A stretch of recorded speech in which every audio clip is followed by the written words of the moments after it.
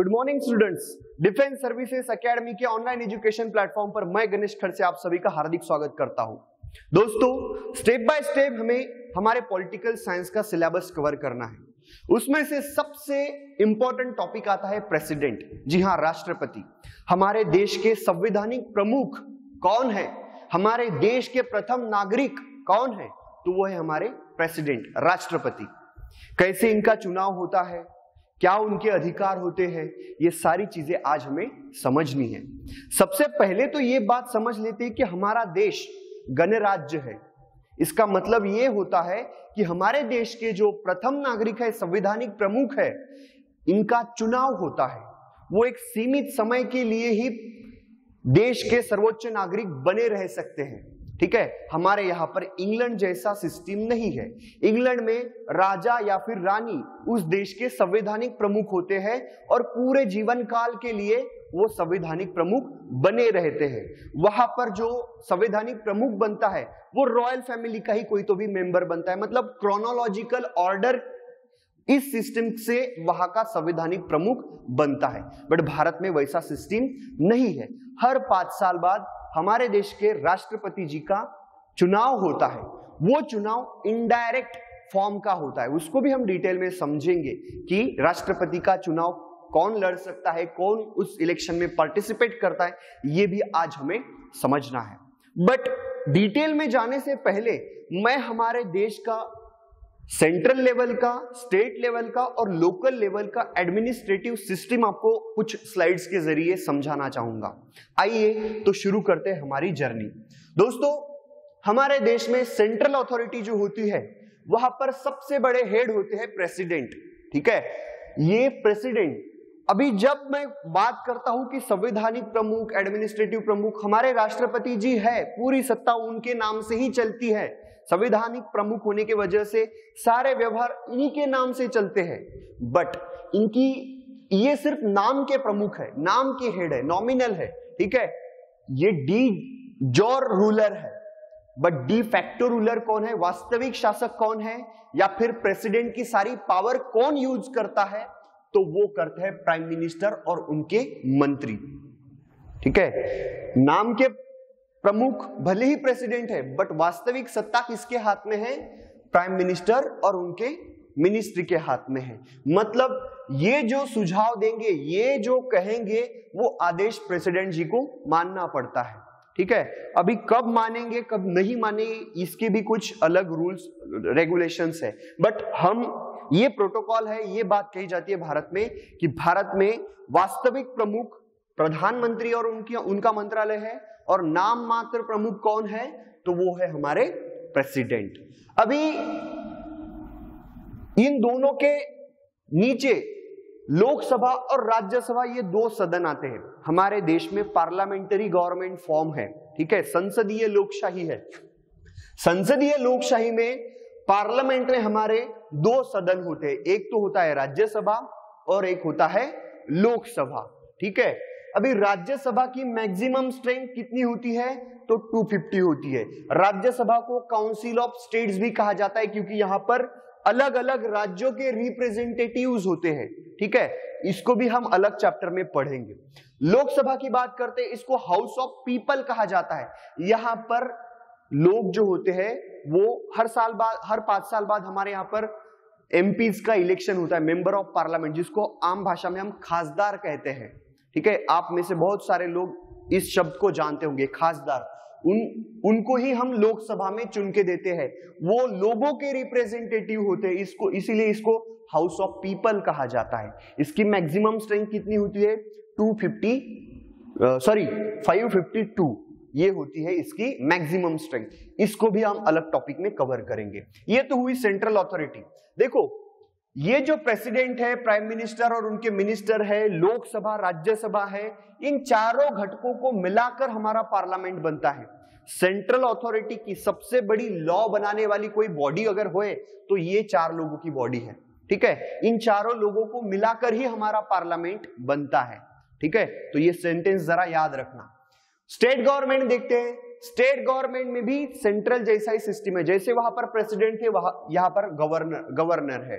यहाँ पे भी ये डिजोर रूलर है, मतलब सिर्फ नाम के प्रमुख होते हैं। इनकी वास्तविक शक्ति का कौन इस्तेमाल करता है? तो चीफ मिनिस्टर और उनके मंत्री, ये इनकी शक्ति का इस्तेमाल करते हैं। अभी भारत में जो 28 स्टेट्स है, 28 जो राज्य है, इन 28 राज्यों में से 6 राज्य ऐसे हैं जहां पर बाइकैमरल सिस्टम है, मतलब लेजिस्लेटिव असेंबली या फिर कानून बनाने वाली, स्टेट के लिए कानून बनाने वाली जो बॉडी होती है उसमें 2 सदन होना, इसका मतलब होता है बाइकैमरल। बाय मतलब 2। तो 6 राज्य ऐसे हैं जहां पर बाइकैमरल सिस्टम है। महाराष्ट्र में बाइकैमरल सिस्टम है क्योंकि महाराष्ट्र में विधानसभा भी है और विधान परिषद भी है, इसीलिए महाराष्ट्र में बाइकैमरल सिस्टम है। बट मध्य प्रदेश में या फिर गुजरात में बाइकैमरल सिस्टम नहीं है, ठीक है।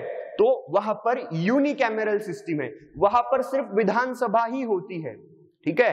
भारत में 6 राज्य ऐसे हैं जहां पर विधानसभा भी है और विधान परिषद भी है, और 22 ऐसे राज्य है जहां पर सिर्फ विधानसभा ही है, ठीक है। इसको भी अलग टॉपिक में सेपरेटली कवर करेंगे।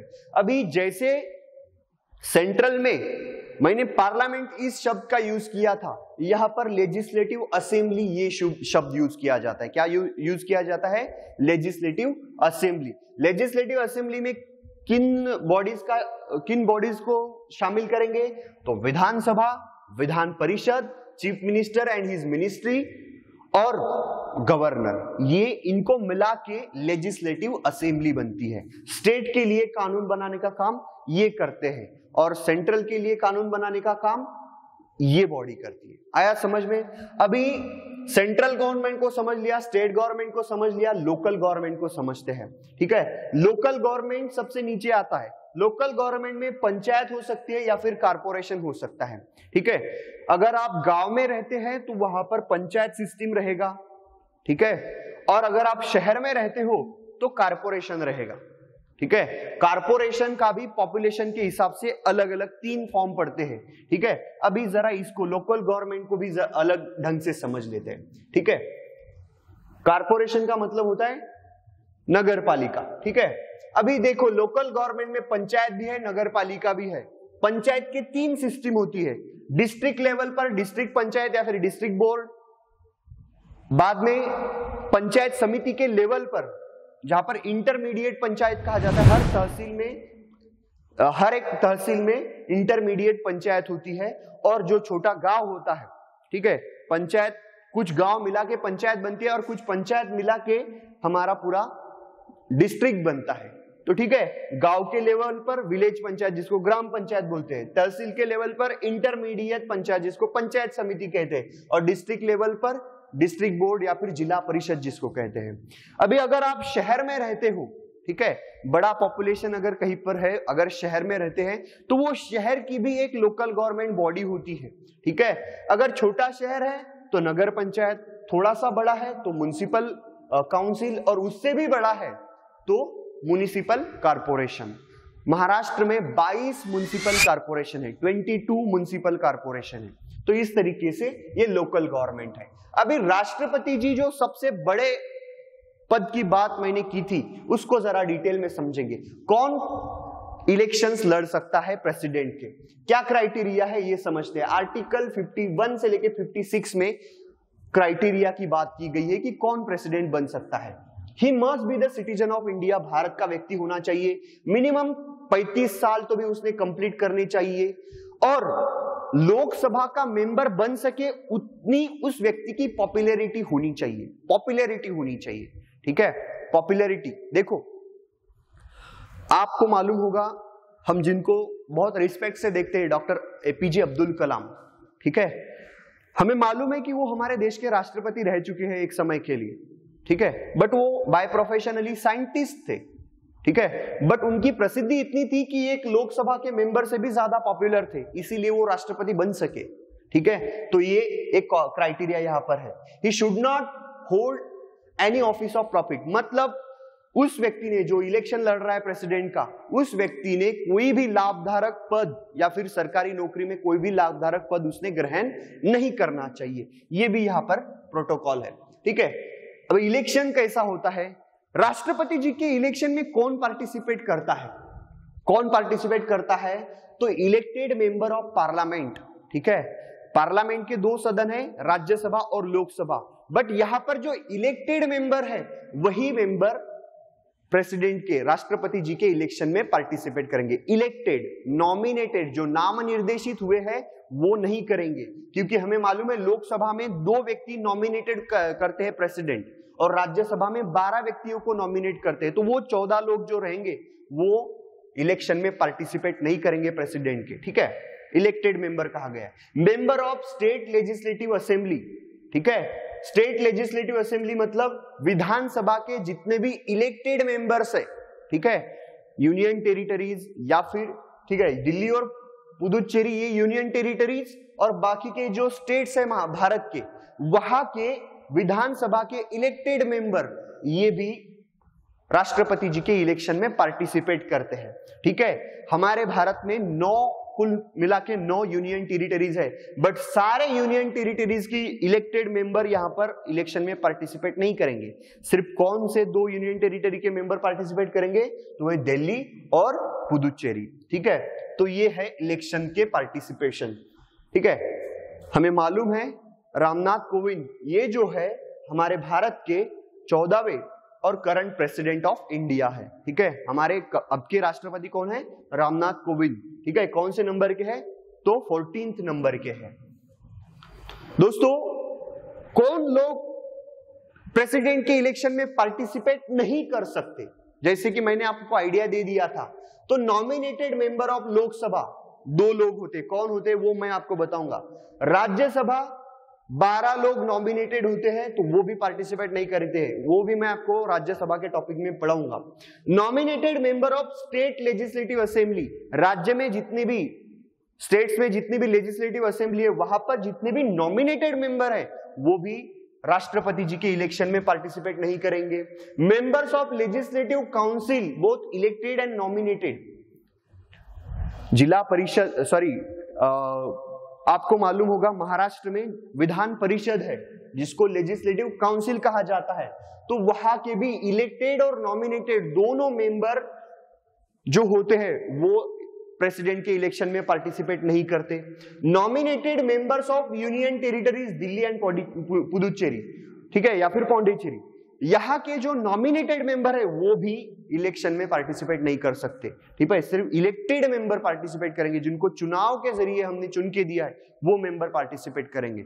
बाकी बची 7 यूनियन टेरिटरीज का सवाल ही नहीं उठता, ये वहां के इलेक्टेड हो या फिर नॉमिनेटेड हो, वहां के लोग भी प्रेसिडेंट के इलेक्शन में पार्टिसिपेट नहीं करते, ठीक है। प्रेसिडेंटीज, अभी उनका काम क्या होता है, किन किन कमिटीज के वो हेड होते हैं, ये भी जरा समझ लेते हैं। हमारे देश के प्रेसिडेंट जो होते हैं हमारे देश की डिफेंस डिपार्टमेंट के हेड होते हैं, सरसेनापति होते हैं, ठीक है। हमारे देश के सरसेनापति कौन है? तो हमारे राष्ट्रपति जी है। He is a part of union executive, ठीक है। अभी यूनियन एग्जीक्यूटिव जो है, केंद्रीय प्रशासन जो है, इसमें कितने लोगों का कौन कौन शामिल होते हैं? तो president, vice president, prime minister, council of minister and attorney general of India, इन लोगों का यूनियन एग्जीक्यूटिव काउंसिल में समावेश होता है। क्वेश्चन पूछा गया है कि नीचे दिए गए ऑप्शन में से कौन सा एक घटक यूनियन एग्जीक्यूटिव का पार्ट नहीं है, ऐसा सवाल पूछा गया है। पार्लियामेंट के बारे में भी ऐसा सवाल पूछा गया है, तो ये जरा समझ लेना। यूनियन एग्जीक्यूटिव, केंद्रीय प्रशासन के पार्ट्स कौन से हैं? President, vice president, prime minister, council of minister, मतलब उनका जो कैबिनेट मिनिस्ट्री होती है प्रधानमंत्री की, वो, और अटॉर्नी जनरल ऑफ इंडिया, ठीक है। तो महाधिवक्ता जिनको कहा जाता है वो भी यूनियन काउंसिल एग्जीक्यूटिव काउंसिल के मेंबर होते हैं, ठीक है। चलो आगे बढ़ते हैं। For every executive action to be taken in his name, हमारे देश के जो भी कार्यकारी आदेश जो है वो किसके नाम से निकाले जाते हैं? तो राष्ट्रपति जी के नाम से निकाले जाते हैं, ठीक है, संवैधानिक प्रमुख के नाम से निकाले जाते हैं। He appoints the attorney general of India, ठीक है। भारत के जो महाधिवक्ता होते हैं, ये सेपरेट टॉपिक हम पढ़ेंगे, महाधिवक्ता कौन होते हैं, उनका काम क्या है। तो ये जो महाधिवक्ता होते हैं, इनका भी चुनाव कौन करते हैं, तो प्रेसिडेंट करते हैं, राष्ट्रपति जी करते हैं। करंट के जो महाधिवक्ता है वो है के वेणुगोपाल, ठीक है, के वेणुगोपाल है। आगे बढ़ते हैं। राष्ट्रपति जी किन किन लोगों की अपॉइंटमेंट करते हैं? अटॉर्नी जनरल का तो हमने देख लिया, controller and auditor general CAG, इनका भी चुनाव राष्ट्रपति जी, उनको भी राष्ट्रपति जी ही नियुक्त करते हैं। करंट सीएजी कौन है? तो गिरीश चंद्र मुर्मू, ये है, ठीक है। Chief election commissioner and other election commissioners, state में अलग अलग इलेक्शन की कमिटीज होती है, सेंट्रल में चीफ इलेक्शन कमिश्नर होते हैं। तो ये लोगों का भी चुनाव हमारे प्रेसिडेंट ही करते हैं। करंट चीफ इलेक्शन कमिश्नर कौन है? तो सुशील चंद्रा है, ठीक है। अभी और देखते हैं। Chairman and member of union public service commission, UPSC के मेंबर्स का भी चुनाव राष्ट्रपति जी ही करते हैं। अभी कमिश्नर कौन है, मेन चेयरमैन कौन है यूपीएससी के? तो प्रदीप कुमार जोशी है। स्टेट गवर्नर्स, हर एक राज्य में गवर्नर होते हैं, राज्यपाल होते हैं, इनका भी चुनाव कौन करते हैं, उनका भी नियुक्ति कौन करते हैं? तो प्रेसिडेंट करते हैं, ठीक है। राज्यसभा में 12 मेंबर्स जो मैंने कहे थे, वो 12 मेंबर्स भी कौन नॉमिनेट करते हैं? राष्ट्रपति जी करते हैं। लोकसभा में 2 मेंबर, राज्यसभा में 12 मेंबर और लोकसभा में 2 मेंबर, कौन से होते हैं वो 2 मेंबर? वो एंग्लो इंडियन कम्युनिटी के लोग होते हैं। अभी एंग्लो इंडियन क्या है ये भी मैं बताऊंगा, ठीक है। राज्यसभा में जो 12 मेंबर होते हैं, ये किस आधार पर चुने जाते हैं, नॉमिनेट किए जाते हैं? कि उन्होंने कोई तो भी फील्ड में स्पेसिफिक काम किया हो, जैसे art, literature, science, social work, sports, music, ऐसे अलग अलग क्षेत्र में उन्होंने कुछ तो भी विशेष काम किया होना चाहिए। ऐसे व्यक्तियों का राष्ट्रपति जी राज्यसभा में नॉमिनेशन करते। कितने लोगों का? 12 लोगों का। राज्यसभा के टॉपिक में हम इसको सेपरेटली और पढ़ेंगे। Appointment of chief justice and supreme court high court जजेस, ठीक है। राष्ट्रपति जी सुप्रीम कोर्ट, सर्वोच्च न्यायालय और राज्य के उच्च न्यायालय के सरन्यायाधीश और अन्य न्यायाधीशों की भी नियुक्ति करते हैं, ठीक है। तो ये भी पॉइंट हमें याद रखना है। चलो अभी समझते हैं कि चीफ आर्मी, नेवी, एयरफोर्स के चीफ हमारे जो सरसेनापति है वो है हमारे प्रेसिडेंट। बट अभी के आर्मी, नेवी, एयरफोर्स के हेड कौन है, चीफ कौन है, ये भी समझते हैं। आर्मी के हेड है सर जनरल मनोज मुकुंद नरवणे, ठीक है। Chief of navy admiral Karambir Singh sir, और चीफ ऑफ एयरफोर्स कौन है? तो वो है राकेश कुमार सिंह भदौरिया सर, ठीक है। तो ये तीनों नाम करंट के ये चीफ है, ये भी आपको याद रखना पड़ेगा। Emergency power of president, Bharat में 3 तरीके की इमरजेंसी लग सकती है, या तो फिर नेशनल लेवल की, स्टेट लेवल की, या फिर फाइनेंशियल इमरजेंसी। 3 तरह की इमरजेंसी है। आर्टिकल्स भी यहां पर दिए गए हैं। बट ये इमरजेंसी घोषित, डिक्लेयर कौन करता है? तो प्रेसिडेंट करते हैं, वो पूरे अधिकार उनके पास में होते हैं, ठीक है। भारत का अगर किसी दूसरे देश के साथ युद्ध चल रहा है तो उस समय राष्ट्रपति जी चाहे तो हमारे देश में राष्ट्रीय आनिबानी, राष्ट्रीय इमरजेंसी, नेशनल इमरजेंसी डिक्लेयर कर सकते हैं, आर्टिकल 352। अगर कोई स्टेट काम करने के लिए, प्रशासन को चलाने के लिए असमर्थ है, तो उस राज्य के लिए राष्ट्रपति जी आपातकाल घोषित कर सकते हैं, इमरजेंसी लागू कर सकते हैं, या फिर जिसको प्रेसिडेंट रूल भी कहा जाता है। तो वो किस आर्टिकल के तहत? आर्टिकल 356 और आर्टिकल 365। फाइनेंशियल इमरजेंसी, अगर इकोनॉमिकल क्राइसिस की सिचुएशन आन पड़ती है पूरे देश पर, तो उस समय भी राष्ट्रपति जी आर्टिकल 360 के तहत आनी बानी घोषित कर सकते हैं। उस आनी बानी का नाम क्या होगा, उस इमरजेंसी का नाम क्या होगा? तो फाइनेंशियल इमरजेंसी। कौन लेता है इमरजेंसी के डिसीजन? तो हमारे राष्ट्रपति जी लेते हैं, ठीक है। आगे चलते हैं। अभी मैंने जैसे कहा कि संसद के 2 सदन होते हैं, या पार्लियामेंट के 2 सदन होते हैं, राज्यसभा और लोकसभा। कायदा बनाने का काम पार्लियामेंट ही करती है, ठीक है। अगर एक बिल प्रोसेस में है, एक बिल को अगर राज्यसभा ने भी पारित किया, लोकसभा के भी मेंबर ने उसको सहमति दे दी, वो तब तक बिल का लॉ नहीं बनता जब तक उस पर प्रेसिडेंट जी साइन नहीं करते, ठीक है। इसका मतलब प्रेसिडेंट जी की साइन का बहुत बड़ा मतलब होता है।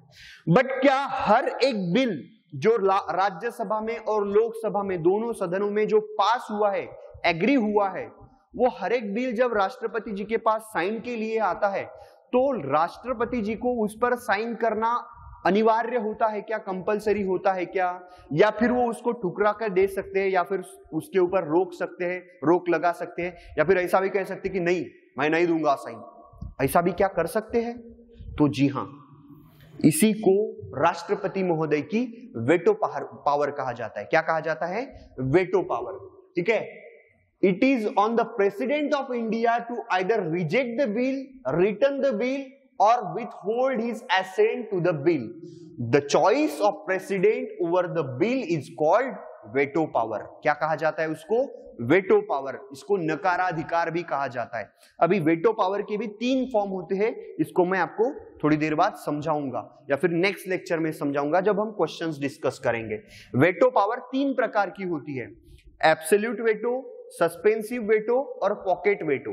ठीक है, इन तीनों को हम अलग तरीके से नेक्स्ट लेक्चर में समझेंगे ही। ठीक है, अभी क्या राष्ट्रपति महोदय का हमें मालूम है 5 साल का उनका कार्यकाल होता है, बट उनको उनका 5 साल कंप्लीट होने से पहले उनको हटाया जा सकता है उनके पद से। तो जी हां, बिल्कुल हटाया जा सकता है अगर उनके हाथ से वायोलेशन ऑफ द कॉन्स्टिट्यूशन, संविधान का मान भंग हो जाता है। ठीक है, या फिर संविधान का वो गलत इस्तेमाल करना चाहते हैं, अगर ऐसी सिचुएशन आती है तो राष्ट्रपति जी को हम उनके पद से हटा सकते हैं, जिसको इंपीचमेंट, इसको ट्रांसलेट किया जाए तो महाभियोग कहा जाता है। क्या कहा जाता है? महाभियोग, या फिर इंपीचमेंट के जरिए प्रेसिडेंट को हटाया जा सकता है एक ही सिचुएशन में। कौन सी है situation? Violation of constitution. Constitution की अगर मान भंग उनके जरिए, उनके हाथों से हो जाता है तो इस एक ही आधार पर राष्ट्रपति जी को उनके पद से हटाया जाता है। भारत में एक भी राष्ट्रपति जी को इस तरीके से उनके पद से हटाया नहीं गया है।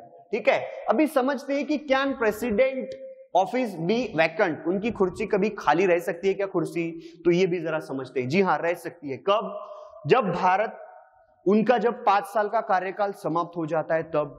ठीक है, अभी 5 से 6 साल भी बढ़ सकता है प्रेसिडेंट का कार्यकाल।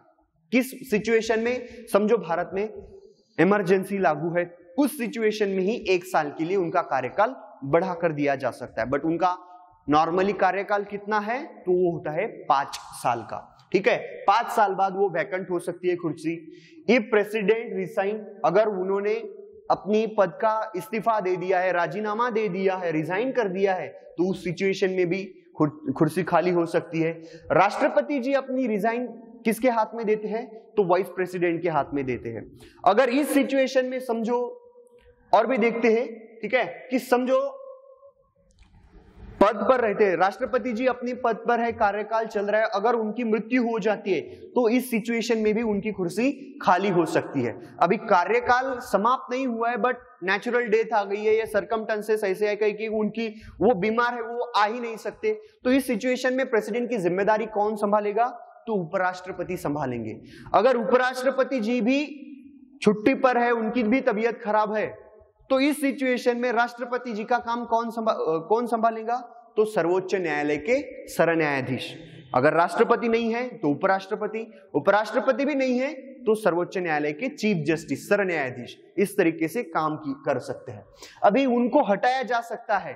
ठीक है, वो इंपीचमेंट का बिल आइदर आप लोकसभा में भी पारित कर सकते हो, राज्यसभा में भी पारित कर रख सकते हो। ठीक है, बट दोनों सदनों में उसको एग्री होना, दोनों सदन उस बिल के बारे में एग्री होने चाहिए। इंपीचमेंट का जो बिल रहेगा, महाभियोग का जो केस रहेगा, वो आप राज्यसभा में भी रख सकते हो या फिर लोकसभा में भी रख सकते हो, बट दोनों सदनों ने उसको मान्यता देनी चाहिए। ये महाभियोग का केस चलाने से पहले सदन के 1/4 मेंबर्स ने उसके ऊपर सहमति देनी चाहिए कि जी हां, महाभियोग चलाया जाएगा। जब महाभियोग की केस चलती है तो वहां पर उस सदन के 2/3 लोगों ने, 2/3 मेंबर्स ने वहां पर साइन करने चाहिए कि हां, हम एग्री है, महाभियोग या फिर इंपीचमेंट चलाया जाए। तो दोनों सदनों में ये केस होती है, 1/4 साइन होने चाहिए, और बिल पारित होने के लिए, ठीक है, बिल संसद में रखने के लिए 1/4 मेजॉरिटी होनी चाहिए और बिल को पारित तभी माना जाएगा जब उसको 2/3 लोगों की सहमति होगी, 2/3 मेंबर की सहमति होगी, तभी इंपीचमेंट चलाया जा सकता है। अभी जैसे मैंने कहा कि अगर वो ऑफिस में रहते हुए, पोस्ट पर रहते हुए उनकी डेथ हो जाती है, या फिर और भी एक सिचुएशन है कि मानो एक व्यक्ति प्रेसिडेंट के तौर पर चुन के आया है, बट उसका जो इलेक्शन होता है, उस इलेक्शन की पूरी जिम्मेदारी कौन उठाता है? इलेक्शन कमिश्नर नहीं उठाता। प्रेसिडेंट का जो इलेक्शन होता है, इसकी सारी जिम्मेदारी उठाता है सुप्रीम कोर्ट। कौन उठाता है? Supreme court. अगर समझो इनवैलिड हो जाता है, सुप्रीम कोर्ट अगर इलेक्शन, प्रेसिडेंट का इलेक्शन को इनवैलिड डिक्लेयर कर देते हैं, तो उस समय में भी चुने हुए राष्ट्रपति जी को उनका पद रिक्त करना पड़ता है और फिर से इलेक्शंस होते हैं। ठीक है, अभी राष्ट्रपति ये जो कुर्सी है कभी भी खाली नहीं रहती लोगों, दोस्तों, ठीक है, कभी भी खाली नहीं रहती। अभी समझो 5 साल का कार्यकाल एक व्यक्ति का समाप्त हो चुका है, लेकिन वो तब तक काम संभालेगा जब तक नया व्यक्ति, नया प्रेसिडेंट चुनकर राष्ट्रपति जी की कुर्सी पर नहीं बैठता, तब तक पहले के जो राष्ट्रपति है उनका कार्यकाल कंटिन्यू रहता है। तो राष्ट्रपति महोदय की कुर्सी कभी भी खाली नहीं रहती। ठीक है, ये अभी आज के लेक्चर का बारे में हमने समझा। अभी दोस्तों, आज का आपका होमवर्क क्या रहेगा?